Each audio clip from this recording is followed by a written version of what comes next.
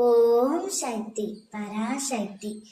என் அன்பு தங்கமே, நீ மிகவும் நேசித்த உன்னுடைய துணை இன்று மனமுடைந்து அழுதுவிட்டா தங்கமே.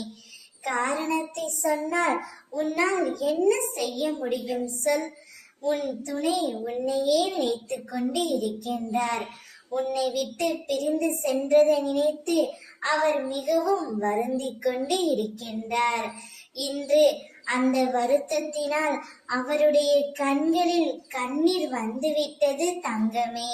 உன்னிடம் வர வேண்டும் என்று, உன்னிடம் பேச வேண்டும் என்று மனம் நொந்து போய் இன்று அழுது விட்டார். அவர் அழுது கொண்டே என்னிடம் வந்து, அம்மா, என் துணையை என்னிடம் சேர்த்து வைங்கள், அவளை நினைத்து நான் தினமும் கதறி அழுது கொண்டு இருக்கின்றேன். நான் செய்த தவறை இப்பொழுது உணர்ந்து விட்டேன் அம்மா. அவளை என்னிடம் பேச வைக்குமாறு என்னிடம் மண்டியிட்டு அழுது கொண்டே வேண்டினார் தங்கமே.